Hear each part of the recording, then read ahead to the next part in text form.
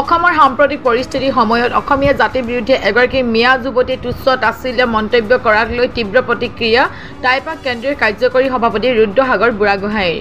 আইনৰ সুৰুঙাৰী যাতে বাছি নাযায় তাৰ ব্যৱস্থা গ্ৰহণ কৰিবলৈ প্ৰশাসনক আহ্বান। মিয়া যে অসমীয়া হ'ব নোৱাৰে এয়াই প্ৰমাণ। হয়, ইতিমধ্যে আমি শুনিছোঁ তেখেতক গ্ৰেপ্তাৰ কৰিছে।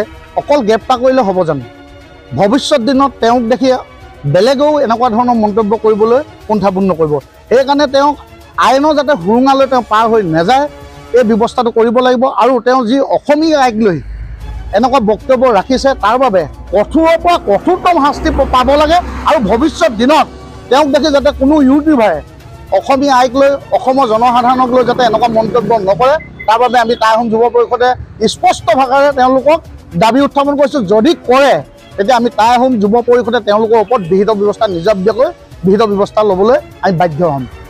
এটা কথা স্পষ্ট, মিয়া যে অসমীয়া হ'ব নোৱাৰে তাৰে প্ৰমাণ। আমি যদি বৰ্তমান পৰ্যায়ত 2024 চনৰ লোকপিয়লৰ ভিত্তিত আমি যদি চাওঁ অসমৰ জনসংখ্যা কিমান, 3,66,00,000 ভিতৰত 1,40,00,000 তেওঁলোকৰ জনসংখ্যা বুলি এজন ইউটিউবাৰে ইতিমধ্যে প্ৰমাণিত কৰিছে আৰু তেওঁলোকে মিয়ালেণ্ডৰ দাবী উত্থাপন কৰিছে।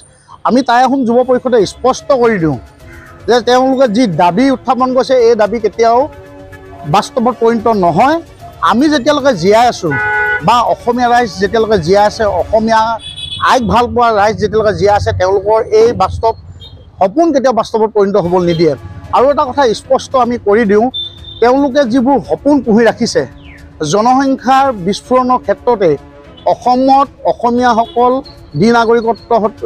দ্বিনাগৰিকত্ব হ'বলৈ গৈ আছে এই কথাটো কিন্তু স্পষ্ট ইতিমধ্যে দেখিবলৈ আমি পাইছোঁ।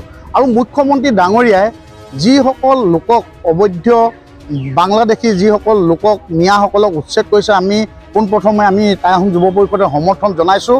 আৰু এই যে যি উচ্ছেদ কৰিছে এই উচ্ছেদিত নাগৰিকসকল উৰিয়ামঘাটৰ পৰা কোনখন ৰাজ্যলৈ গ'ল বা কোন জিলালৈ গ'ল এই কথাবোৰ কিন্তু এটা লক্ষণীয় বিষয়।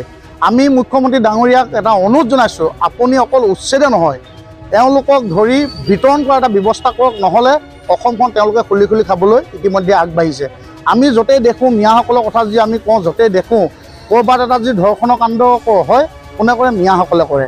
ক'ৰবাত কিবা ডকাইতি ঘটনা এটা যদি হয় কোনে কৰে? মিয়াসকলে কৰে। ক'ৰবাত যদি কিবা এটা হত্যাকাণ্ড হয় কোনে কৰে? মিয়াসকলে কৰে। এই মিয়াসকলৰ কাৰণে আমাৰ মাজত যি থলুৱা মুছলমানসকল আছে তেওঁলোকৰ মাজত যি আমাৰ ভাতৃত্ববোধৰ এনাজৰীডাল আছে এই এনাজৰীডাল কিন্তু শেষ কৰিবলৈ তেওঁলোকে আগবাঢ়ি গৈছে। আৰু আমি খিলঞ্জীয়া মুছলমানসকলকো এটা অনুৰোধ জনাইছোঁ, আপোনালোকে কিছু টকাৰ কাৰণে ভাড়াঘৰত যি মিয়া ইয়াত ৰখাৰ ব্যৱস্থা কৰিছে বা ডেমসমূহত ৰাখিবলৈ ব্যৱস্থা কৰিছে বা ইটা ভাটাসমূহত ৰাখিবলৈ চেষ্টা কৰিছে, তেওঁলোকক সম্পূৰ্ণ ইয়াৰ পৰা বিৰত ৰাখক। নহ'লে তেওঁলোকে কি কৰে, প্ৰথম অৱস্থাত ঘৰত ভাড়াঘৰত থাকে, তাৰপিছত তেওঁলোকে কোনোবা এটা বনাঞ্চললৈ গৈ পিনি তেওঁলোকে মাটি কব্জা কৰি তেওঁলোকৰ জনসংখ্যা বিস্ফোৰণৰ এটা প্ৰভাৱ সৃষ্টি কৰিছে। সেইকাৰণে আমি টাই আহোম যুৱ পৰিষদে কৈছোঁ, যদি অবৈধ বাংলাদেশী মূলৰ মিয়াসকলক দেখে আমাৰ লগত যোগাযোগ কৰক।